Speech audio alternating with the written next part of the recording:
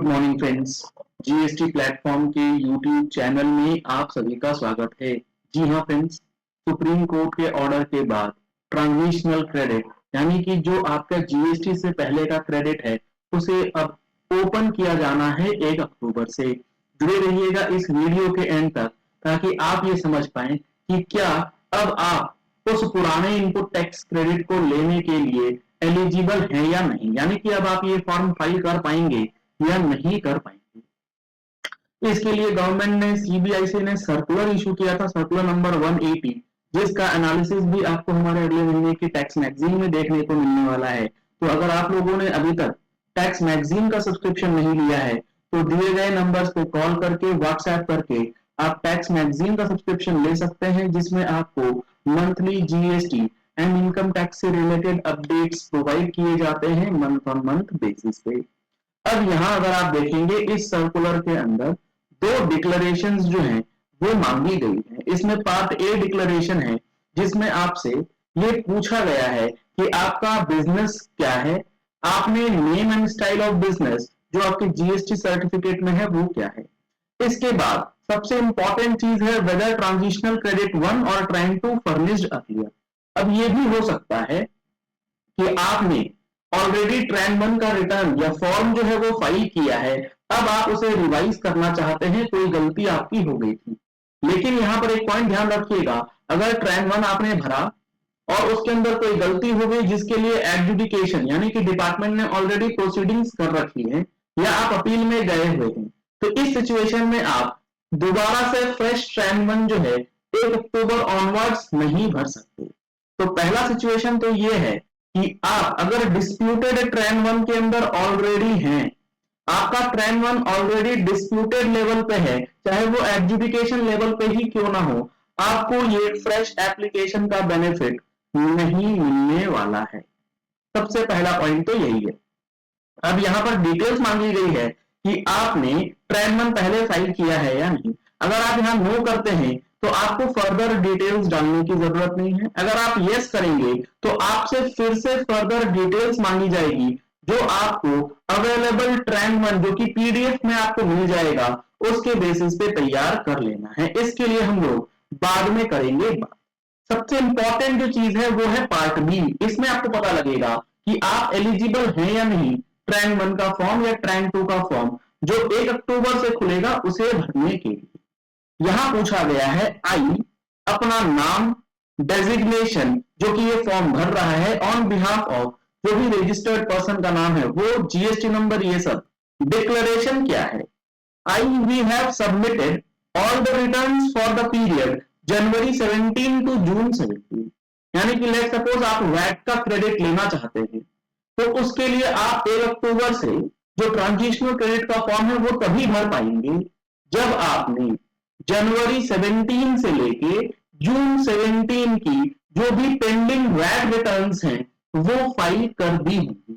अगर आपने वो रिटर्न्स नहीं फाइल करी होंगी तो आपके लिए ट्रांजिशनल क्रेडिट का बेनिफिट जो है वो नहीं मिलेगा, आप ये फॉर्म नहीं फाइल कर सकते। दूसरा है we are in possession of all the documents, evidences, invoices, accounts, statutory declarations and other records necessary for substantiation of the claim of transitional credit।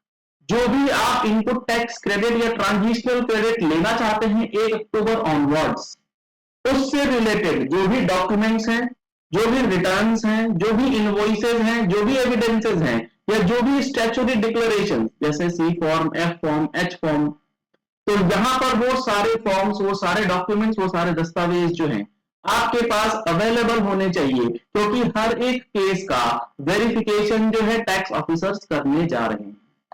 इसके बाद थर्ड पॉइंट इंपॉर्टेंट है, वी हैव और I have not claimed any credit within the meaning of section 140, 141, 142 of the CGST, SGST और UTGST in any return in 3B filed by us।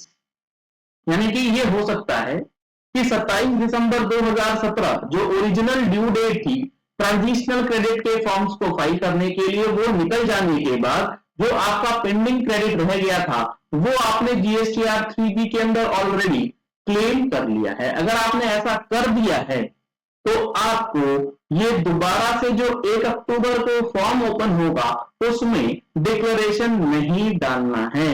आप नहीं डाल सकते क्योंकि यहां अगर आप डाल देंगे और आप ये डिक्लेयर अगर कर देते हैं कि हमने क्लेम ही नहीं किया तो वो गलत हो जाएगा। ऑल्टरनेटिवली आपने 3B में क्लेम किया और बाद में रिवर्स किया है तब क्या होगा, इसके लिए भी यहां चीजें बताई गई। We have claim the credit within the meaning of section 140, 141 और 142। जितने अमाउंट का आपने जीएसटीआर 3B में क्लेम किया है on account of CGST and rupees this, यानी कि सीजीएसटी और एसजीएसटी दोनों का अलग अलग डिटेल्स जो है वो डालना है कि आपने 3B में कितना क्लेम किया है, किस पीरियड में क्लेम किया है, and have reversed an amount of, जितना आपने क्लेम किया 3B के अंदर और जितना आपने रिवर्स किया है 3B के अंदर अलॉन्ग विथ इंटरेस्ट कितना है वो भी आपको यहां पर डिक्लेयर करना होगा।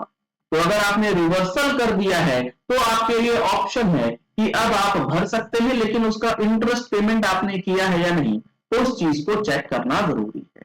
We have neither been refunded or nor have claimed refund or would claim refund of the credit or the tax carried forward in accordance with these forms in the return relating to the period ending with the date immediately preceding the appointed date।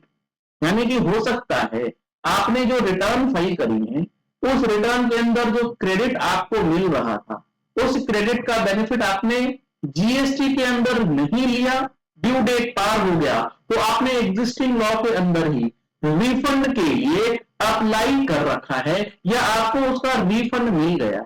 तो इस situation में भी आपको transitional credit का form जो 1 अक्टूबर से open होगा उसे भरने के लिए अलाउ नहीं किया जाएगा। वी हैव नॉट यूटिलाइज्ड और adjusted any amount of credit under the existing law in response to any demand or liability arising out of self-determination or assessment or audit or investigation as the case। जो आपका VAT का credit बच रहा था वो VAT का credit आपने GST के अंदर किसी भी प्रकार की कोई भी डिमांड या लाइबिलिटीज के साथ एडजस्ट नहीं कराया है। अगर आपने उस वैट के अमाउंट को कंसेक्यूटिवली जीएसटी के अंदर कोई डिमांड आ चुकी है उसके साथ अगर एडजस्ट करा लिया है तो भी अब आप ट्रांजिशनल क्रेडिट नहीं भर पाएंगे। और लास्ट इंफॉर्मेशन है कि जो इंफॉर्मेशन आपने पार्ट ए के अंदर दी है वो बेस्ड है on the basis of accounts information records documents and other necessary evidences in my position and is true and correct to the best of my knowledge.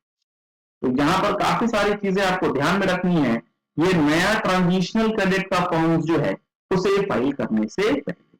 चलिए वीडियो को यही and करते हैं। आशा करते हैं आपको ये पॉइंट्स क्लियर हो गया होगा कि ट्रांजिशनल क्रेडिट का फॉर्म हर किसी के लिए अवेलेबल है या कुछ कंडीशंस के साथ अवेलेबल है। अगर आपने हमारे चैनल पे फर्स्ट टाइम ट्यून इन किया है तो चैनल को सब्सक्राइब करने के लिए नीचे दिया गया रेड कलर का सब्सक्राइब बटन प्रेस कर लीजिए, साथ में जो बेल आइकन है उसे प्रेस कर लीजिएगा ताकि वीडियोस की नोटिफिकेशंस आप तक रेगुलरली पहुंचती रहें।